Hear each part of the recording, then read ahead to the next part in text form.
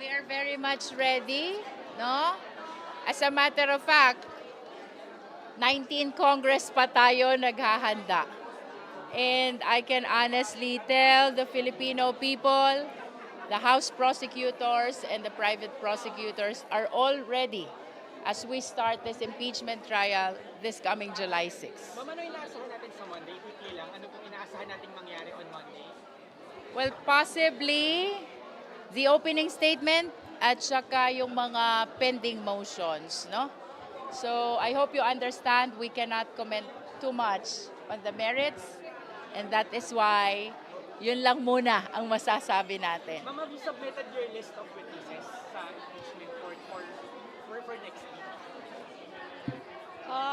Ang nangyari po nung nakaraang mga araw, alam niyo po kasi sorry walang media doon, pero nag-pre-trial conference.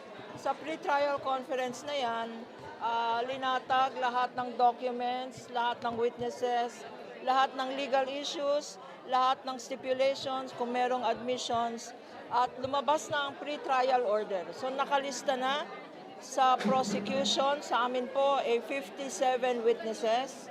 Sa defense, mga 20-something witnesses. Ma'am, ba't yung ipapresenta niyo po for next week? Na i-submit niyo na po ba sa impeachment court? Meron na kaming sinabmit kasi requirement ng pre-trial order na 3 days before the hearing, dapat ilista na namin ang mga witnesses para walang surprise. So, Ma'am, to be clear, ito po yung mga witnesses for threats kasi yun po yung nasa unang order of sa protection. pre-trial order, yun po ang una, threats po. Yun lang ang masasabi ko. Yung comment niyo sa pre-trial order na file natin. We filed our comment yesterday. What does it contain, ma'am? I cannot disclose the gist of our comments. No? Hintayin natin ang pre-trial court na mag-order mag-comment sa comment namin. No? Ma'am, but do you have objections in the comment? No, we're very happy with the pre-trial order.